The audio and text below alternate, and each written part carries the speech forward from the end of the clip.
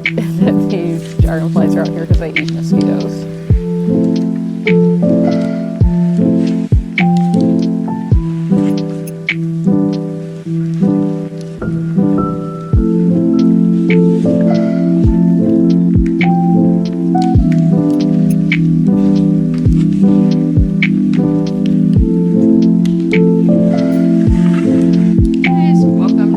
Another reading vlog from yours truly, me, and I am going to show you the weekly TBR. Yes, I am gonna be home this whole vlog. No hotel stays for me until I don't know when. I don't know when I'm gonna be on the road again, so I'm just so grateful to be home.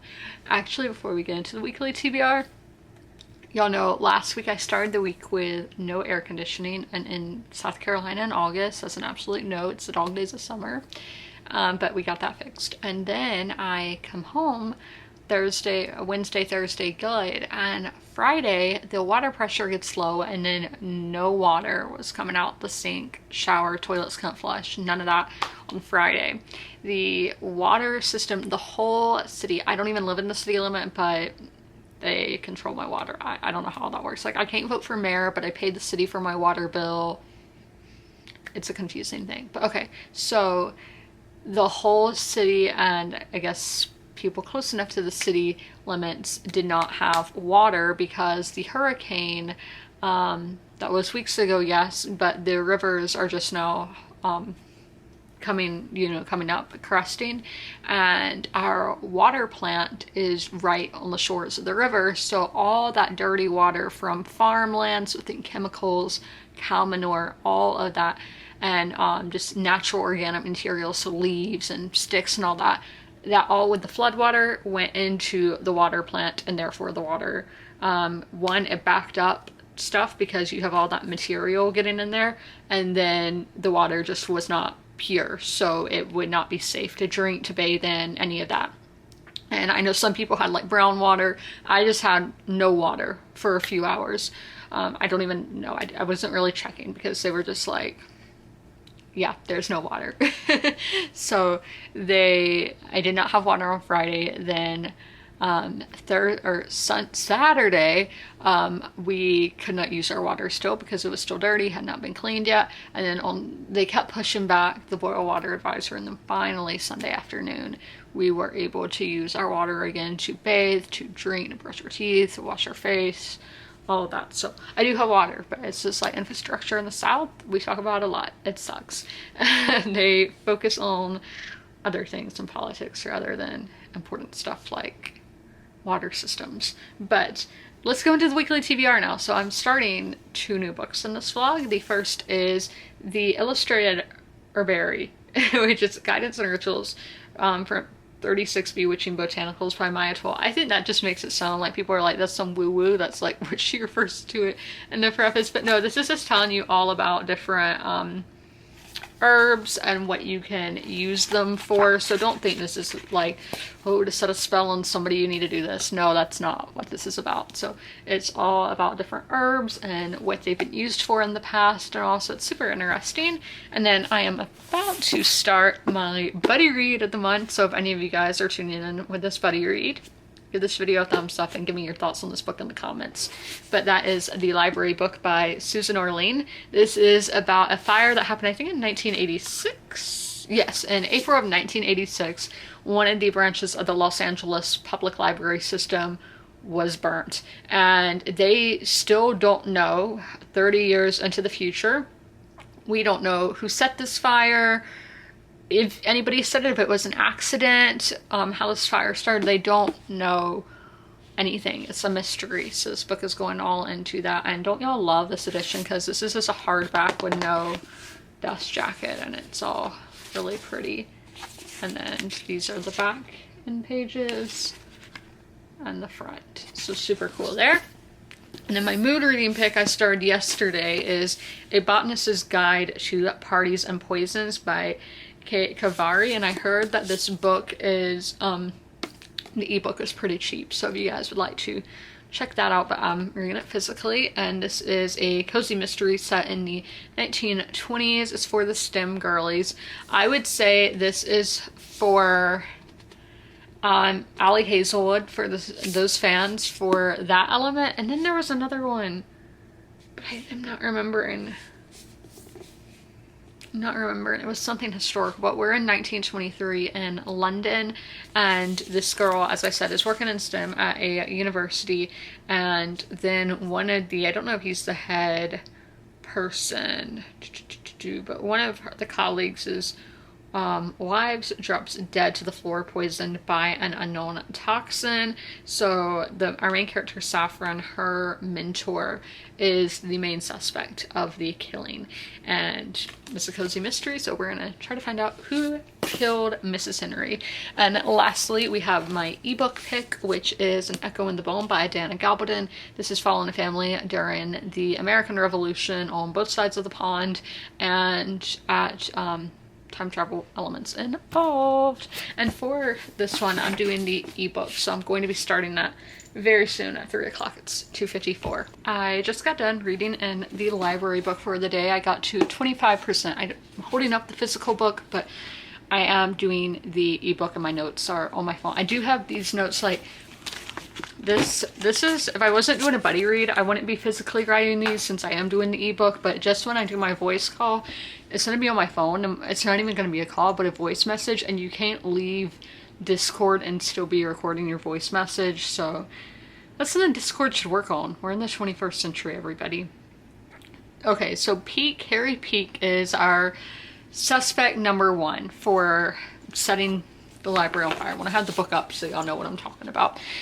He is like our main suspect here that they think did it, and he's a character. He is definitely a character, and it's going to be really intriguing to see where his story goes. And it's so annoying. It will take you to where you most recently were, when I'm like, can I go to the top? Okay. And then I thought this was going to be a mystery, but it still could be. So it says, as far as I can tell, the only time Harry Peake appeared on screen was on the local news in 1987, after he was arrested for setting the Los Angeles Central Library on fire, destroying almost 500,000 books and damaging 700,000 more. So he got arrested. So I was like, okay, then they know who did it. But I'm like, what if they later find out that he's not guilty? So maybe he wasn't the one to do it, and it's still a mystery that we really don't know. Also, this is a very random, but if you like the book Forever Interrupted by Taylor Jenkins Reid, I think you might like this one, because our main female character in Forever Interrupted is a librarian in the Los Angeles Public Library System, which is what this book is heavily about, is about that library system. So that character could be like, you know, if she was a real person, could have made an appearance in this book. And what is my phone doing? Okay, this is, okay, they're opening up the library for the day. This is so like, how do I do this so I can have 2 hands? Okay, so they're opening up the library for the day, and I just love this excerpt. So then Aguirre radioed the guard at the entrance to give the all clear. After a moment, the guard clambered off his stool and pushed the door open, letting the buttery light of the California morning spill into the entry. A puff of outside air wafted in and down the hall. Then in an instant, people poured in. The hoverers who bolted from their post in the garden, and the wall sitters, and the morning fumblers, and the school groups, and the business people, and the parents with strollers heading to story time, and the students and the homeless who rushed straight to the bathrooms and then made a beeline to the computer center, and the scholars and time wasters and the readers and the curious and the bored, all clamoring for, and then it lists books that they're looking for. And I just love that. That is just a library, such a community place, and you're gonna have all sorts of people there, and that's fantastic to see people from all walks of life enjoying a place. Like, it makes me so happy to think about, and this book made me be like, oh, I wish you didn't have to go to school to be a librarian, because I would love to be doing that. And this one, this is not a, okay, yeah, this is one of the quotes that I did, because on the Kindle app it will tell you popular quotes as well. So it said, the giant fist thumping the card with a loud chunk, printing a crooked due date underneath a score of previous crooked due dates that belong to other people, other times. And that's the thing with library books. I think they had an example in here, yeah, right there, is that just all of those people before you experienced that same book, and if you went to school, like in-person school, you have textbooks that other people have used in the past, and you can see their names and everything. Because with this, I don't think with library books you see the names. I think it's just the due date. But sometimes you can see previous libraries that had the book in the system, and it's just so cool getting to see all that. Yeah, I actually had a math textbook before that came from Crenshaw, which is in Los Angeles and mentioned in this book, and I'm in South Carolina. I'm like, how in the world did this textbook get from California to here? That's amazing. Books are amazing. And then another quote is, this was a popular quote, that is, the reading of the book was a journey. There was no need for souvenirs, because they're talking about how her parents grew up during the Great Depression, so they didn't see the need of buying. And they saw using their library, because they're like, if you can get it for free, why pay for it? So that was just saying that they're reading the book as a journey. You don't need to have your own physical copy. I mean, to each their own, because sometimes I will read the ebook and I'm like, I conquered that. Like one of my all-time favorite books, which is Book of the Unnamed Midwife. I do not own that book. I would love to own a copy. I just haven't gotten around to it. And here's another quote, which was a popular quote. It wasn't that time stopped in the library. It was as if it were captured here, collected here, and in all libraries, and not only my time, my life, but all human time as well. And the library time is dammed up, not just stopped, but saved. The library is a gathering pool of narratives. Oh, I love that. And of people who come to find them. It is where we can glimpse immortality. In the library, we can live forever. Oh my gosh, yes, that is such a great quote there. And this is another popular quote. On a library bookshelf, thought progresses in a way that is logical, but also dumbfounding, mysterious, irresistible. Yes, that's so true. And there is a part talking about Los Angeles, so I felt new here. And the sheer breadth of Los Angeles still astounded me.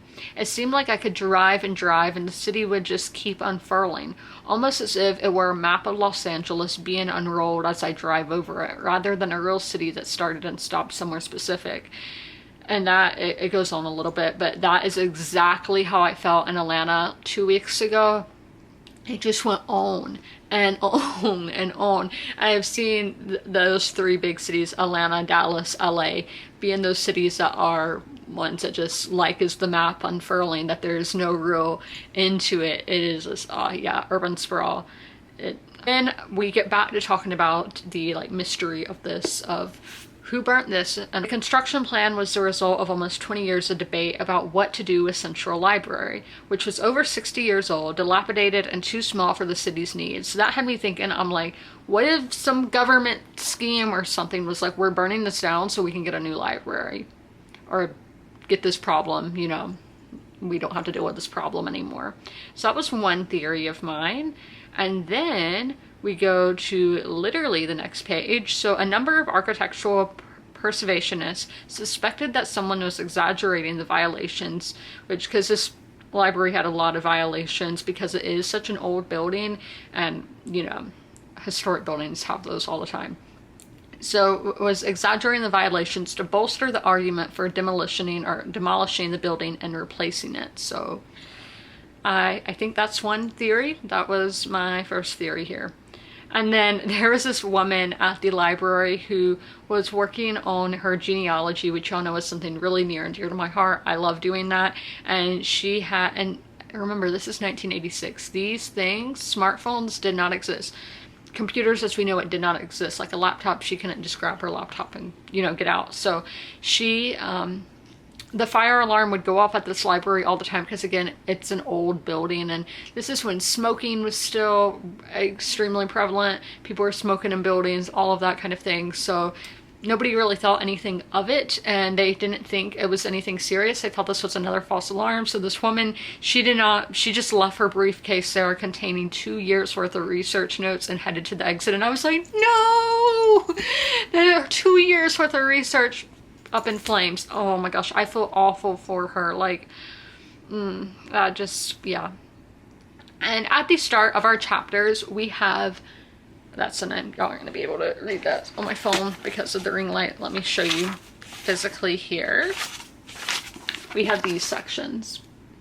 That is the listing, stories to begin on 1940 by I don't know how to say that name, and then the Dewey Decimal thing. And I get that that is the Dewey Decimal System and how books are categorized in libraries, but I don't understand the purpose they have for being here. I don't understand why each chapter is starting with that, and I hope it gets explained. So then here's another popular quote. In total, 400,000 books in Central Library were destroyed in the fire. An additional 700,000 were badly damaged by either smoke, water, or in many cases both. The number of books destroyed or spoiled was equal to the entirety of 15 typical branch libraries. It was the greatest loss to any public library in the history of the United States. Crazy. And then this is another popular quote. They created for that short time a system to protect and pass along shared knowledge, to save what we know for each other, which is what libraries do every day. And here's a note that I made. I loved seeing this whole community in Los Angeles coming together to try to save these books and their stories. Los Angeles, I don't know if it still is, but at this time was big for like fish, getting fish from the Pacific Ocean and getting them to grocery stores and whatnot. So there were a lot of freezers to store the food in before shipping off. And a way for a wet book to not get moldy is to put it in a freezer. But this is 700,000 books that they need to put in freezers. So they reached out to the fish companies or whatever, so they were stacking books in between shrimp and tuna and everything. And it's so amazing to see how this community came together to save these books and their stories. Okay, what is next on my list of notes here? Oh my gosh, we're only on page 41. We're only halfway there, guys. So back to the chapter headers, I'm like, maybe these were books that were lost, and this is the author's way of commemorating them. Also, I do think this needs to be adapted into like an HBO miniseries, is what my friend who in the buddy read said, was an HBO miniseries. And I'm like, yes, I really would love a miniseries of this story.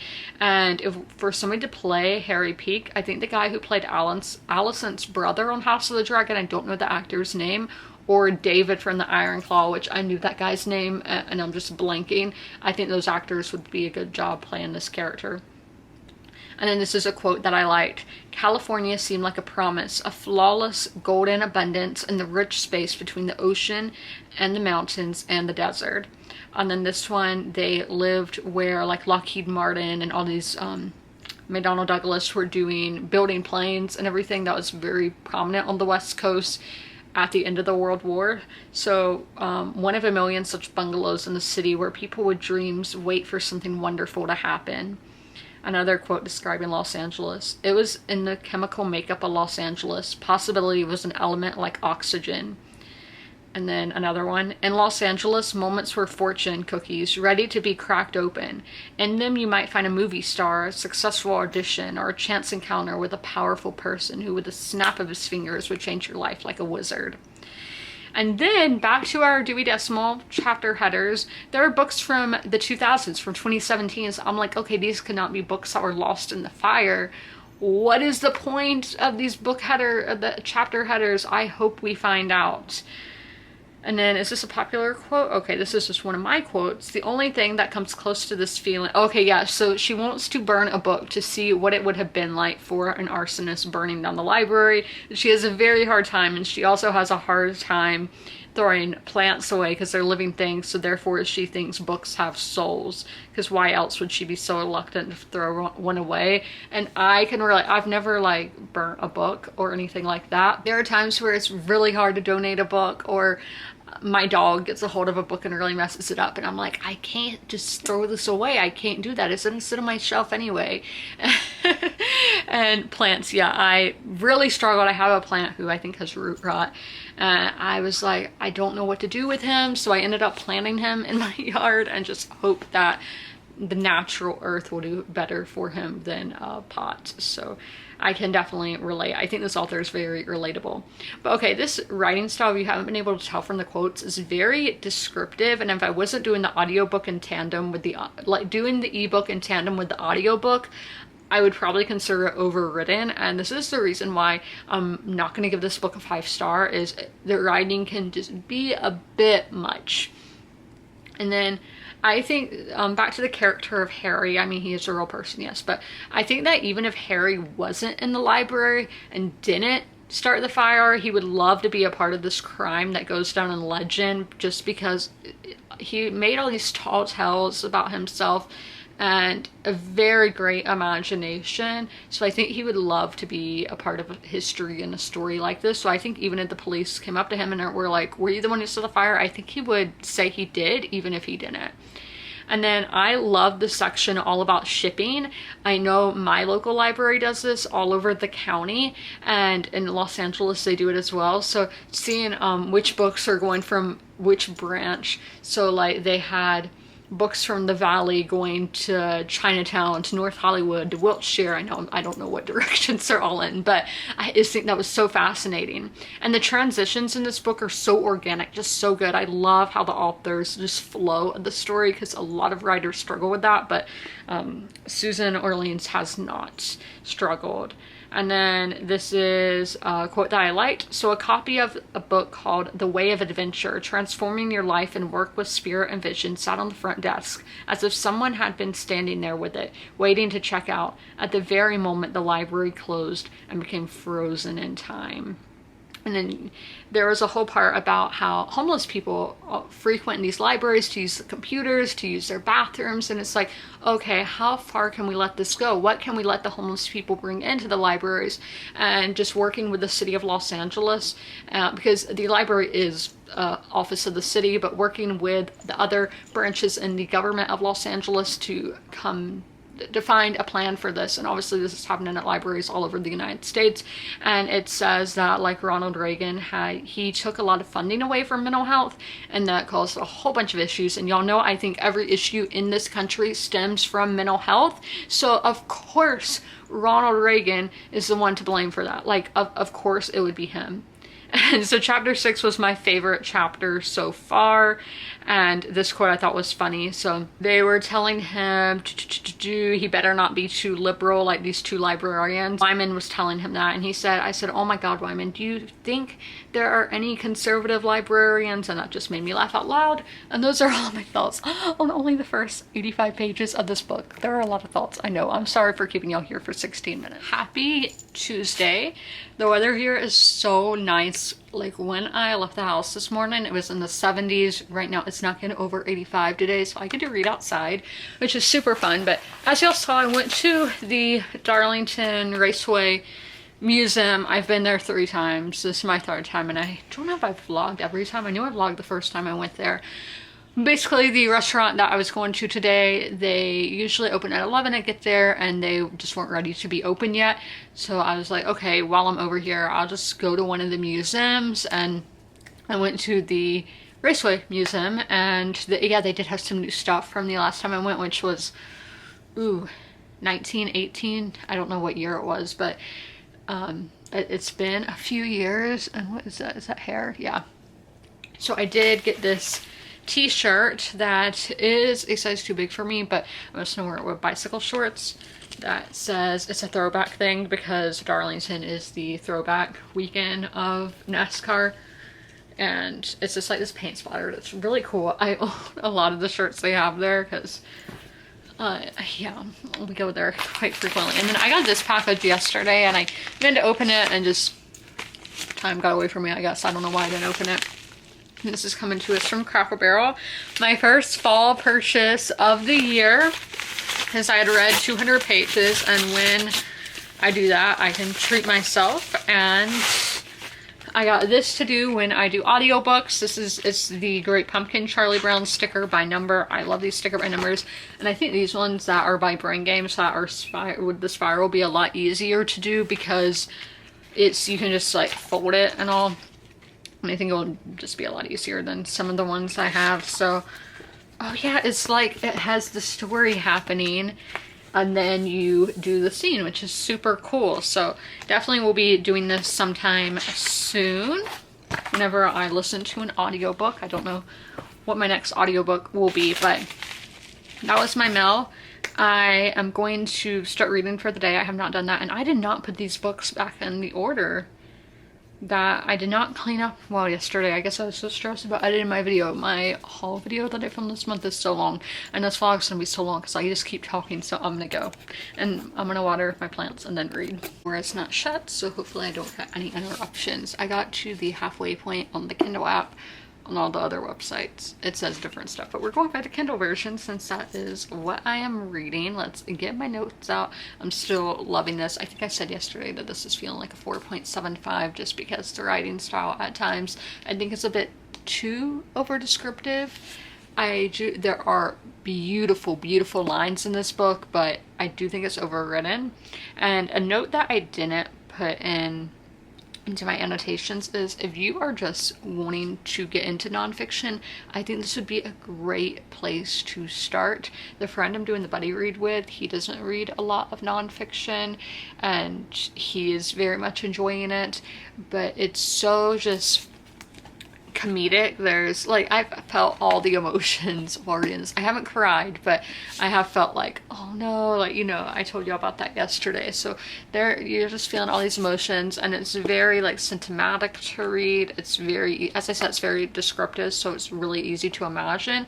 And the author does narrate the audiobook, so I do recommend the audiobook for this. As I said, I do think it's overwritten, and if I was reading it physically, I'd probably, you know, dice it down even more than just a 4.75. I'd probably, I don't know what I would do if I was reading it physically. And as I said, the author narrates it, and I think that just adds so much more to an experience when you're reading or when you're hearing the author read her work. I think that's just really awesome to do. So let's go to my notes now that I have here. So our first one is on 87. So we are seeing all of these people, the ways books have been stolen from the library, and some, like they said, like the day Elvis died, all the Elvis records were checked out and never given back. And there were some where like people hiding them in strollers with babies, and just the extents people will go to take things from the library, because there are maps in libraries, there's music, there is DVDs, there's so much stuff that, you know, people can use. And it just shows how meaningful books and all forms of media are just by the lengths people will go to take them. It's crazy. And this one is, there's this woman who her job is, Ondai, I think is her name, who her job is taking pictures that were in a San Fernando Valley newspaper and putting them online and tagging them. So if there's a dog in the picture, it'll say dog. If there's a pool, it'll say pool. And she just, that's her job, is tagging pictures and uploading them onto an archive. And this is one of her quotes, and it says, "I love when I find things in the pictures that I thought had disappeared, forgotten things." Maybe this is corny, but I almost feel like I'm saving them. And I just love that quote, because all these pictures and stories, the people in the pictures, the dogs in the pictures, just the random things, they are not being forgotten. And I think of all the pictures people take nowadays.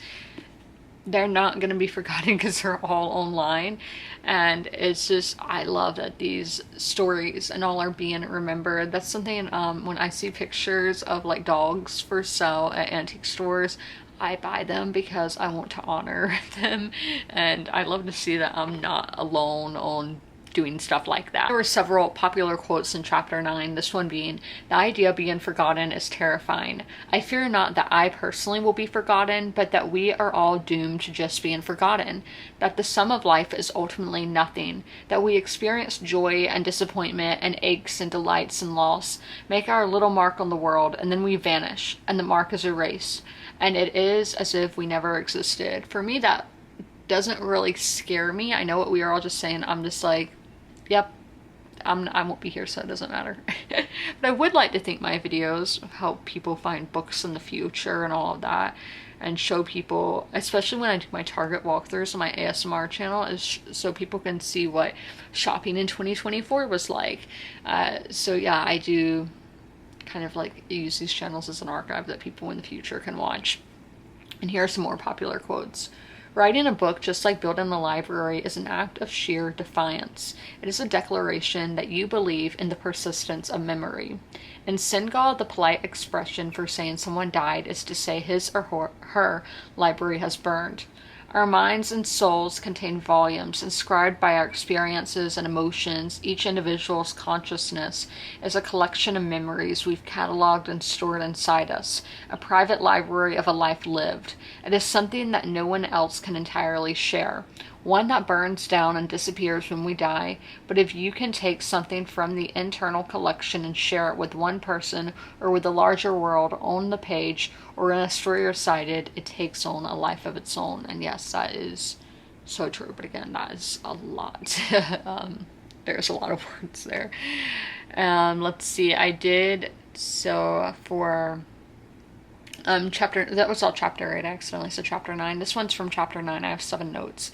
And I meant to say this with the last chapter, is another reason I think this really needs to be adapted is since libraries are such a hot topic, you know, with book bans and in Idaho where like children can't go into other sections of the library without like adult supervision or like without an adult with them. Like it's very, very strict. Because this woman, she had her baby with her, and they were like, since you have that baby, you can't come into the adult section of the library because the baby can't come into the adult section. So she's like, well, what am I supposed to do? Just leave my kid outside the boundary? Like, that makes me so angry. So libraries are a hot topic. So I think that if people are seeing all the work that goes into running a library and what a library is actually for, it will really humanize it. Seeing the people who are behind the libraries and everything that goes into it and how it's not just bad books. And then this one I highlighted, it says the last and final burning. This is about the Library of Alexandria, which erased it from history forever, occurred in AD 640. By that time, the library was awe-inspiring and a little scary. People had begun to believe it was a living thing, an enormous, infinite, communal brain containing all the existing knowledge in the entire world. And I did not realize the Library of Alexandria was that, I don't want to say recent, but I didn't realize it was an AD, like that is in the Dark Ages, that is after the fall of the Roman Empire in the West. I thought it happened way, like when the pyramids were around, which ignorant for me. And then this is about Jewish culture. The spectacle of destroying books was particularly excruciating for Jews, who have long been known as the people of the book. Judaism considers books sacred, and its most sacred text, the Torah, is dotted upon. Dressed in a cloth mantle and decorated with jewels, a silver breastplate, and a crown. When religious books wear out, they are buried and receive a funeral service. Jews believe books are more than just printed documents. They believe books have a kind of humanity and soul. Rabbinical authors often stop using their given names and choose to be called by the title of the books. The irony of the Froschbruch was that they treated books as seriously as Jews did because they were burning them and saw them as such a big threat. To feel the need to destroy them acknowledged the potency and value of books and recognized the steadfast Jewish attachment to them.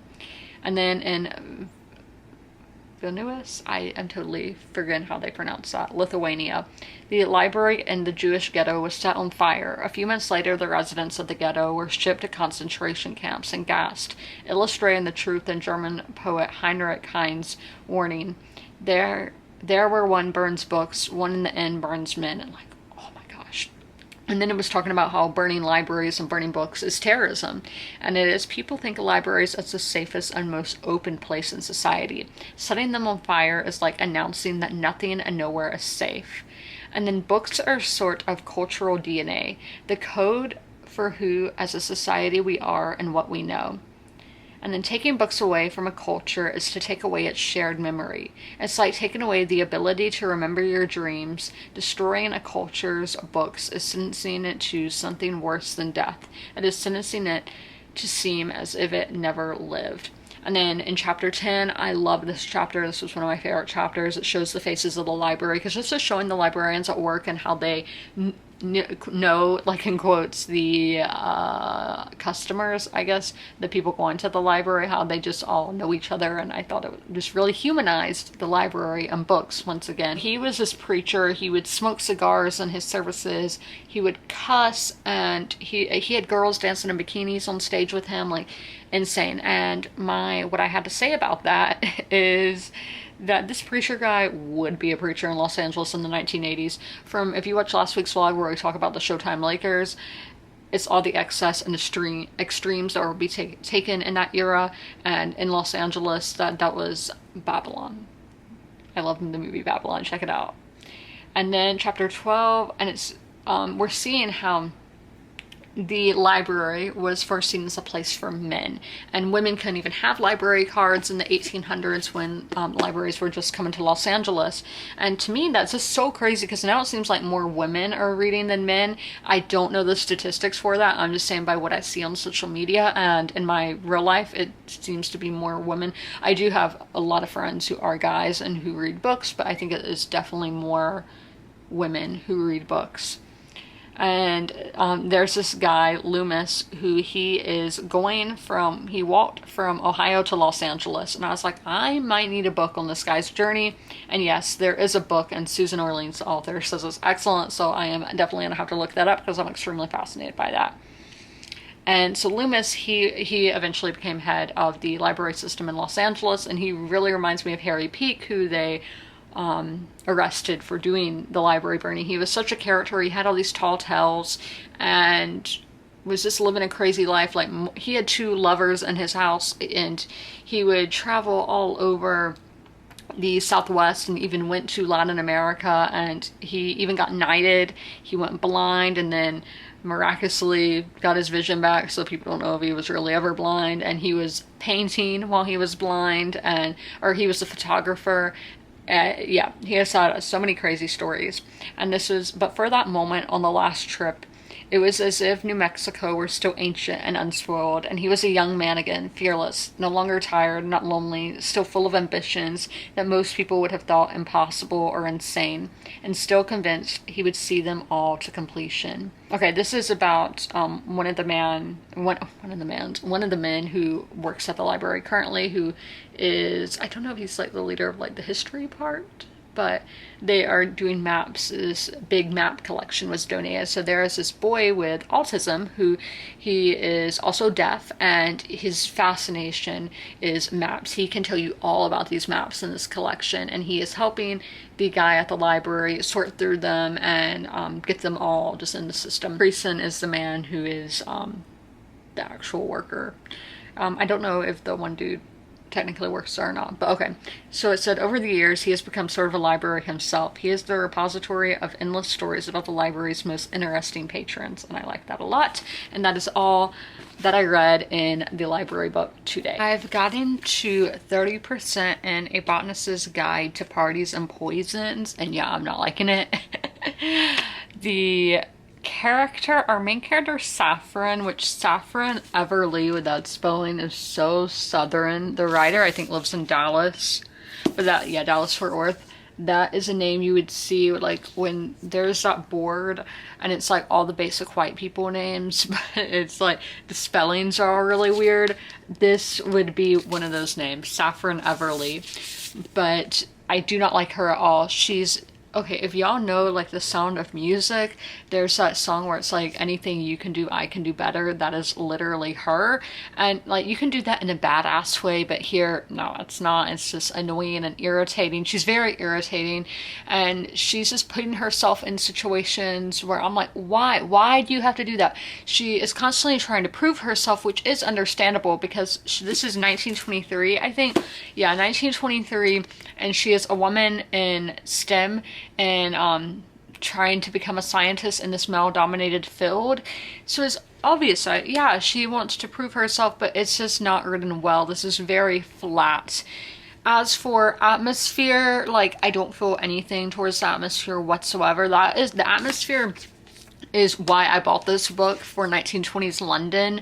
I was really intrigued by that. Those years between the world wars in London, I really wanted to know like what was happening. And this could be set in Victorian times. It could be set in any historic time. It's not really, except I guess that she is at a University College London, which my grandmother did do some stuff there. But like 60 years later. And this is just not playing a huge part. It is very like dark. I think this is supposed to be like a cozy mystery. I have not gotten those vibes at all. And if you like the atmosphere of Babel by R.F. Kuang, I think you will like this. It's a dark academia setting, which I'm not huge about. Babel's the best dark academia book that I've read, and I did love that book, but still, it's kind of similar because this feels Victorian to me, even if it's in the 1920s, which is not Victorian at all. I think, is that Edwardian? Yeah, I think it would still be Edwardian. Yeah, right? Or is it? I am blanking. It's the good-looking King of England who was king then. I know, because there's Nicholas II of Russia who... He is dead at this point, but extremely attractive. Okay, the writing is just kind of tedious. The descriptions, I'm just like, get to the point. I whacked myself in the face. Get to the point. And it's very slow paced, and it all just feels very chaotic. Moving on to plot, very chaotic. Just a bunch of random stuff happening, and it feels like all this chaos is going on, and my mind keeps wandering a lot. And yeah, so the books that if you like, you should pick up this. Ali Hazelwood, as I said earlier, because woman in STEM, trying to prove herself, trying to go into this male-dominated field, and our character here is really like one of the first to do it, probably, with this being in 1923. And then, as I said, Babel by R.F. Kuang for the dark academia vibes, and then Lessons in Chemistry, again, for a female scientist, in a time where that wasn't really common, where it was still something pretty new. So I have no idea what I'm going to rate that, but I'm at the page 80 mark. That's my updates for, I'm about to sneeze, but those are my updates for Tuesday. Yeah, tomorrow is Wednesday, and I do plan to buy books at Target, knock on wood, because every time like I say that, I don't end up doing it, so that's why I had to knock on wood. And obviously we'll be reading more tomorrow, which is a lot of fun and my favorite. Guys, happy Wednesday. I am literally cold because the high today is 82 degrees with the low being 62, so this is my dream weather. We are getting a hint of fall. Like when I woke up it was in the 70s, but my house is in the 60s and I am really cold, so I'm wrapped up in a blanket. But I am wearing my new NASCAR shirt. But I got 2 packages today, one from my cousins on the west coast, and then a Bath and Body Works package. So since my Bath and Body Works is on the top, I'll just show that. So they had the soap for like $2, and how could I not like buy that? Because like soap is a necessity. So this is Sweet Cinnamon Pumpkin, a gentle foaming soap, and the fragrance notes are Harvest Pumpkin, Spice Clove, and Sugarcane. This is my all-time favorite soap. I buy it every fall, and they had some bottles that had like a real picture, and I did not like how those bottles look, so I'm glad they had a more plain bottle. But it's not plain. It has these leaves and acorns all over it, so it's kind of hard to show on camera, but it's really cool. And now what my cousins got me, like, oh my gosh, there was so much, so I'm only going to show y'all 2 of the things, but she also sent me some Bigfoot stickers, which will be in next week's video when we work on my journal spread for September, because I feel like Bigfoot's kind of fitting for fall. Like, I feel like he would be a fall guy. You see him wearing flannel sometimes, so I feel like Bigfoot is a fall guy, which aren't we all? So first, I got Magic Hour by Kirsten Hanna, which I don't think I know anybody who has read this book. I don't know when it was published. And we know Kirsten Hanna, extremely popular, love her, a favorite author. So, 2006, but this version right here is a 2023 version. So I don't know if maybe anything has changed in the story, because I know sometimes they will add bonus content, but also, hold on, let me take the card out so y'all can see. We love a floppy paperback. So we're going to buddy read this book together. I think that's going to be more of like a wintry read just by the cover. I feel like that's kind of wintry. And so this is in the rugged Pacific Northwest lies the Olympic National Forest, nearly 1 million acres of impenetrable darkness and impossible beauty. From deep within this old-growth forest, a 6-year-old girl appears, speechless and alone. She offers no clue as to her identity and no hint of her past. Oh my gosh, that is like scary. Like, where did she come from? So, having retreated to her Western Washington hometown after a scandal left her career in ruins, child psychiatrist Dr. Julia Cates is determined to free the extraordinary little girl she calls Alice from prison of unimaginable fear and isolation. To reach her, Julia must discover the truth about Alice's past, although doing so requires help from Julia's estranged sister, a local police officer.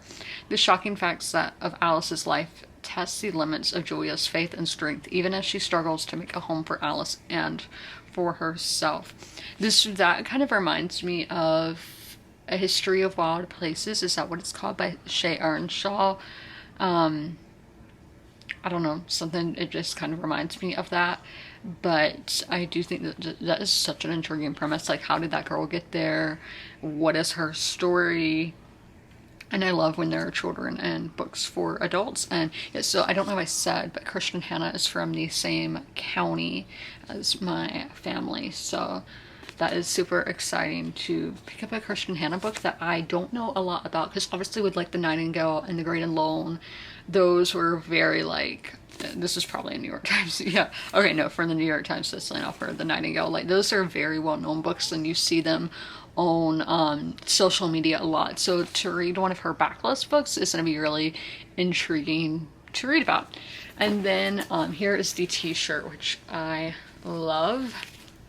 Right here, this Bigfoot one that is believe in yourself even if nobody else does, and it just looks like really vintage and everything. This is really cool, so I cannot wait to wear that sometime soon. So I just wanted to start the vlog by doing a little mail haul because I am so thankful for everything. And then I will be getting into reading later, and then having lunch and reading again, then going to Target and living my best life. Once again, cold, but I just got back from Target. I didn't just get back because I ate and everything, but I wanted to show y'all 3 of the things that I got. So right now, to let you know, I don't know how long this deal is lasting, but if you spend $25 on books, you will get a $5 gift card, $5 off your purchase. So I did buy 2 books today. That means I cannot buy any more books this month, but saving money, I'm going to take advantage of that. I did get this dress, which I think is going to be great for the fall. It is more of a red than an orange. Kind of depends what light you look at it in, but it's a knit dress by A New Day, and Penny only just opened my door. So it is a bit like raunched on the sides, and then it goes all the way down. So I think it's really nice and thick, so it's gonna be great for the fall time. And then I did get 2 books, as I said. So I was going to get originally just this, but it's a paperback and I think it's only like 18 bucks. I had to get 2 books for the deal. I remember when this book first came out, I was seeing it all over DC when I was there, because I was there the week this released. And this is the 1619 Project, A New Origin Story. This is created by Nicole Hannah Jones. So I don't know if it has like multiple. Oh, I flipped and I see North Carolina. Let's see something for a minute. I was seeing my city got mentioned in it. But this is the New York Times Magazine's award-winning 1619 Project reframed our understanding of American history by placing slavery and its continuing legacy at the center of our national narrative. This book substantially expands on that work, weaving together 19 essays that explore the legacy of slavery in present-day America, with 36 poems and works of fiction that illuminate key moments of struggle and resistance. The essays show how the inheritance of 1619 reaches into each part of contemporary American society, from politics, music, diet, traffic, citizenship, to capitalism, religion, and our democracy itself. So, okay, you have to read, so is 1619 a separate thing, and then this is a response? I don't know, because I remember this cover, but as a hardback, but I think these are obviously ones, if it is, that you can read separately. But that's the one book I got, and the other is, you know, we're getting ready for spooky season, and that is The Witches Run Amok, the Hocus Pocus, the Oral History by Shannon Carlin. This is all about the making of the movie Hocus Pocus, which I watched for the first time last year and literally like cried 2 times watching that movie. I was really emotional. I'm pretty sure it was the time of the month, but yeah, it had me emotional. 5 out of 5 stars, and this is all just about the making of the movie. A lot of these have been coming out. I know there's someone that's about the OC. I have that as well because that was one of my favorite TV shows back in middle school. So just to add on to my books of media, film and show that I enjoyed. So I don't even know what time it is. My phone's plugged in. Oh, I have a watch. I literally have a watch. So it is like 5:20 right now. So I'm gonna chill out a little bit. Oh, I'm gonna add to my Google Doc that I'm doing with my friend on our buddy read of the library book. I just got done reading in the library book for the day. I got to page 249, which is a little over 75%. And Fred, you do not need to get down here. We do not have a lot of room, and you're knocking stuff down. Like, thank you. No, please don't, please don't. Okay, so there we are pretty squished down here. Every book I've shown y'all today is pretty much down here. And let's see my notes for the day. It didn't feel like I made this many notes. And okay, chapter 15, it's like, yeah, I knew that Harry Peake would want to be involved in this great crime story, even if he had nothing to do with it. I just knew that he was somebody who, he wants to be involved, he wants to be a larger than life character. And okay, like we talked about yesterday, the first quarter of the book is really introducing you to the story and to the author, and the second quarter, I might have said half, but I meant the first quarter. And then the second quarter was the history of the LA public library system, and now it seems like we're going back to those true crime elements of the mystery of the fire itself. But yeah, we still did get some history. This quarter has just been a real mix of getting to know the people at the library, getting to know some more of the history, and just a mix of it all, minus the memoir bit. Chapter 16, these are 2 quotes that I think just do a great job at describing the city of Los Angeles. And again, while reading this, I cannot help but recommend the movie Babylon, which is one of my favorite movies. It was my favorite movie last year, and I recommend it so much because it's Margot Robbie's most underrated movie. I absolutely love her in it. But okay, the city was a jumble, a mingle of roughnecks, starlets, immigrants, grifters, typists, cowboys, screenwriters, longshoremen, and ranch families, all streaming in, staking out a corner, mustering a livelihood or not, joining the fray. And many people came to Los Angeles with nothing, expecting everything. And in chapter 17, we have Nunez, who he is, a lot of immigrants come to the library to learn English, and even people who are American citizens and just never learn to read or struggle with learning disabilities and whatnot. So they all go. And Nunez, he is like helping this one man who grew up in America, but his parents brought him here illegally because he was born, like when he was a baby, he was brought here illegally, and he is going through this process of becoming an American citizen. And all these people just cheer each other on. Like they're immigrants from all over the world, like even Galapagos and Russia, and just, you know, all over the world. And they're all cheering each other on as they are learning English and learning just American culture. And I just thought this was so heartwarming, and it made me emotional just seeing the goodness in people, seeing how Nunez is helping all these people and how they're all cheering on one another in their journeys. And I think that's great. I love to see the goodness of people, and I'm getting like teary-eyed telling you about that. And then chapter 18, these were just 2 quotes that are actual quotes. So, Book of Life, written by a master playwright, God. And I was just like, whoa, I only think of God as an artist and the world as his painting, but as a book, as a playwright, yeah, never thought of that. And then this is a Roosevelt quote. What's it? The Roosevelt who was president in like the 1930s and 1940s. I don't remember which one that is. It's not Theodore. Who is the other Roosevelt? Is it FDR, but what does the F stand for? Franklin Delano Roosevelt. The quote says, "Books cannot be killed by fire," he declared. "People die, but books never die." And I think that is so true, because if we all got rid of books, we can all, hair in my mouth, but all go back to like oral traditions.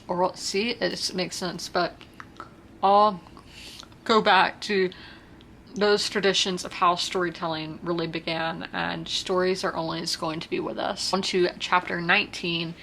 I think so many things like this. Okay, so we're going into the teen aspect, the young adult part of the library.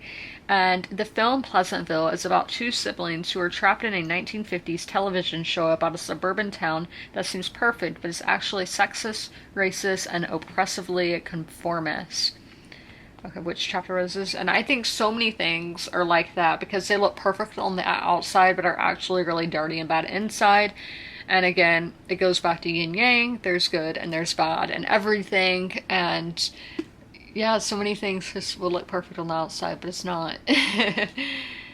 And we have the woman who is the lead librarian for the young adult for the teen section, and so she saw there was problems. In this case, it was I don't want to say it's sexual assault, but maybe like there you would have like a boyfriend and girlfriend or any kind of couple who would be in the beanbags, and the girl wouldn't always like what the guy was doing, like, you know, it wouldn't like the PDA. So she was like, okay, I'm not going to sit here and grump and complain about it and tell them every day like, hey, you're sitting too close. She's like, I am going to go start a class at the library about what healthy relationships look like and how we should treat one another. And I love that. I love that she actually went about and doing something rather than sitting around and complaining and having to do little tasks like having to correct it every day. Then she did something that would be beneficial to everybody. And I think that's fantastic. I love people like that. And then in the next chapter, we see the opposite of that woman. In the 1960s, they couldn't even have coffee machines at the library because it was such high voltage that it could lead to a fire. So they were just getting rid of all these little things rather than fixing a big problem in general. So it's the complete opposite of the woman we were just talking about. And yeah, that never just do little fixes. I am a fan of going right in and fixing the issue as it is, like fixing the bigger issue than putting it off. And there is this thing that I didn't know you could still do, but you can now. But it originally started in the 70s and then died out a little, and it seems like it's come back. And I mean, there's probably some older people who are still accustomed to the 70s, but okay, where you could call in and just ask any question to the library. And I was like, this is awesome. This is, in a way, a predecessor to Google, because people were literally like, where does this saying come from? Like, they would be asking the most random. There was one where this lady was like, can I eat a can of beans that doesn't have an expiration date on it? Don't do that. And I just thought it was like so awesome that they had that ability, and that you can still call libraries and they will help you find the answers to your questions. I think that's fantastic, because I know some older people probably aren't gonna know exactly how to use Google, so I like that they have that option of calling the library. And we have Harry, who is the man who got arrested for the fire, and he is being interrogated, doing not pathology. What is that test? The lying test to see if you're lying or not. I know that man was loving doing all this, because I told y'all he wants to be this larger than life character. He wants to be involved in these like great stories, and like he makes these stories telling his family that he's like close friends with Burt Reynolds and all of that. So he wants to have this outrageous life. And now I think when he is being interrogated by the police and all, he's like, I'm doing it. I'm living a crazy life. I'm gonna go down in history as this great arsonist. And then we had the chapter that I was just telling y'all about, where the lady called about the beans. I thought that chapter was really humanizing, and I know a lot of people who would really benefit from these phone lines, knowing that you could call libraries with your questions. And then there was a garden at the library when it was first built in the 1920s, and there was like a fountain that had quotes by all the great writers, you know, think Shakespeare, that kind of thing. But a lot, including that fountain, a lot of these statues are missing. Some have been found in like private properties and all of that. So I want a whole book on that, about where did these statues go, why and how did they end up there, I think it would be really fascinating. In 1871, a visitor to the Los Angeles Public Library published an essay imagining a future in which the library would be miraculously compressed into an object the size of a suitcase. And I was like, yeah, he was definitely right, because that is the internet. And how that man or woman, I don't know, it doesn't say, I have no idea how they came up with that. And yes, in this chapter, chapter 24, we're meeting like the security team of the library, and I was like, I might give this 5 stars. I might give this book 5 stars. I don't know. We still have tomorrow to finish it, but it might happen. And this is about the security guard, how he says, I don't care who it is. I don't care if it's the mayor or if it's a transient. I might be saying that wrong. Anyone can emphasize with someone else for 2 minutes, can't they? Because like sometimes they do have to tell homeless people they're like, hey, you smell, and it's kind of bothering some of our other visitors and all of that. So it can be kind of hard. And he can just find empathy for all these people, and that is something that more people need to be like. And I think you can definitely, reading fiction, I know this is nonfiction, but reading, it does that tremendously. That's why I really think, because a lot of people are like, you can only learn from nonfiction. No, you can learn from fiction as well. You can learn empathy, and that's what I'm leaving. Happy Thursday, and we've had a 5-star read with the library books. Yes, this is definitely the best nonfiction I've read this year, one of the best books that I've read this year, and I'm highly recommending it to you. So here you go, take it. There you go. Yep, thank you for checking it out. No. Okay, so we're doing my review. I think this book just does a fantastic job at humanizing the library and all the people. That the library is not just this boring and dual place. It is a building full of life, because all of these books have stories. They have souls in them, and the people who are working there are so passionate about what they're doing. And everybody, the library isn't just books. There is just community outreach and learning. There is knowledge there. It's a place you can just go to rest, a place you can go to cool down, a place that is open to anyone and everyone. And there is just not that many such like inclusive places where just anyone, the rich, the poor, anybody is there. And oh, that's so fantastic that there are places like that in the public library system. You learn so much throughout this book. You really learn about the city of Los Angeles from the like 1870s to the modern day, but you're learning through the eyes of the library, of the people who helped build this library system, these city library managers of the past. And oh my, the city librarian, that's the term. It just had such vivid imagery. That's something, when I started the book, I was like, oh my gosh, there's a lot of descriptions. I don't know how I'm going to feel about this, but just as the story progressed, it just made it so much more atmospheric, sucking you into the story. And so that kind of goes hand in hand with the writing. It is very descriptive, but I think it just does a great job at getting the point across. This is, I'd say, more of a medium-paced book, and it is very much like narrative nonfiction. It's very easy to grasp it. I think this would be a great starting place if you have not read a lot of nonfiction. As I keep mentioning, this blurb by Booklist, it's a riveting mix of true crime, history, biography, and immersive journalism. You're really getting all kinds of subgenres of nonfiction in this book.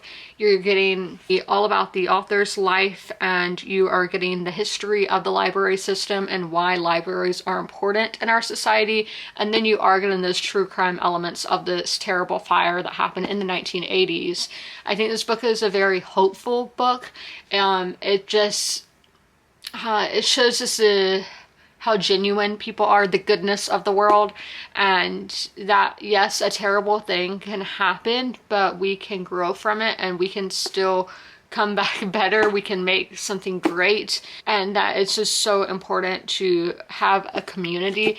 I think the library, I've heard it be referred to as the library being a heart of the community. I kind of want to say brains, because not let you get knowledge from books, but I'm not exactly sure. I've only ever heard people say it's the heart of the community, and I think they're so important to have in communities, and this book does a great job of that, because as I said earlier in the vlog, libraries are a bit of a hot topic where there's book bannings, or if children should go into libraries, and that is very much regression. You can see how libraries started, where it was very a male-dominated place. Women couldn't have library cards when they were first starting, and children were not allowed at all. And now I think people really associate libraries with children because there's just so many like puppet shows, story times, and it's really sad to see in some states that is regressing when the library system in the United States has come so far, and now it's wanting to go all the way back to where it began, and in not a good way. I do think this book is just very relevant. I think it is very accessible, and you can learn a lot. You will feel a lot. There was a lot of emotion. I think I talked about how I got teary-eyed twice, and a book really hasn't done that to me this year, and I'm surprised that it was a nonfiction, like kind of historical nonfiction book to do that to me, and not like a memoir. So yes, I really love this book. I highly recommend it. As I said before, the audiobook is really good because it's Susan Orlean herself narrating it. So if you would like to see this from the author's perspective, you can do that through the audiobook. And if descriptive writing isn't really for you, again, the audiobook is great and the ebook is great. I'd rather not read it physically. So those are my thoughts and my review on the library book. And again, I want to show off this gorgeous edition. Mine, I realized, had a rip when I was recording this clip right there, but that's fine. I'm not too picky about that. And then it does have deckled edges, which I know a lot of people aren't a fan of, but there are different editions of this book that you can get. And then there are pictures throughout. Let me see if I can find one. And yeah, this book really humanizes everybody. Nobody is, there's a picture. Nobody is demonized. And it just shows humanity and how libraries are important to humanity. So I hope you guys like this review. And yeah, some of the blurbs in the back: Eric Larson, Elizabeth Gilbert, David Edgars, and David Gran. I only don't know David Eggers, but yes, pick up this book, please. It's time to end the vlog, and I didn't even realize I had a Halloween shirt on today, and today was like the day the pumpkin spice latte made its return to Starbucks. We had nice fall weather today, like literally the low was in the 50s. We love that. But I got to over the halfway point in A Botanist's Guide to Parties and Poisons, and I honestly think this is going to be a 1 star for all the reasons I told y'all the other day. I have like no new thoughts, just irritating character. Atmosphere could be anytime. It's not really using that historical setting properly in my eyes. Writing is just very, well, okay, the plot is very chaotic, and the writing is just very like slow paced, which for a mystery isn't really for me personally. So I mean, it's all, on this one TikTok, the girl only says reading is subjective, so it's different for everybody. So other people, I'm sure, will love this book. And I do think the idea of the book is a good idea. It just wasn't executed properly. And if you're wondering, why don't I DNF books? Okay, so I usually know when I'm going to rate a book around 25%. With the library book, that was not the case, but there are rare exceptions. But I usually know around 25% what the book is going to be rated. And it's just hard to, with like Goodreads and Storygraph isn't that hard, but to take that book off the shelf, it's just a lot of work. And I know that's just me being lazy. I could do all that, but I honestly just, no, it's fine. Like, I'm fine skim reading until I finish the book. Like, it's not that big of a deal. So I'll probably finish this up tomorrow or on Saturday. But if you guys are curious what next week's vlog, book of the vlog will be, it will be Mame by Jessica George. This is about a girl, is it Jessica? No, the writer's name is Jessica.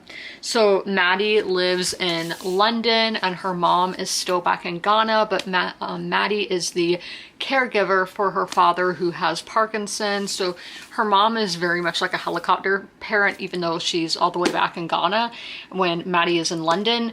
And so she has a strained relationship with her mother, and then obviously being her father's caregiver is just, that's so much weight on her shoulders. So it's just showing her exploring the relationships with her parents. And also she is the only Black woman at her work. That is, she's very like just tired of that, and her boss is awful.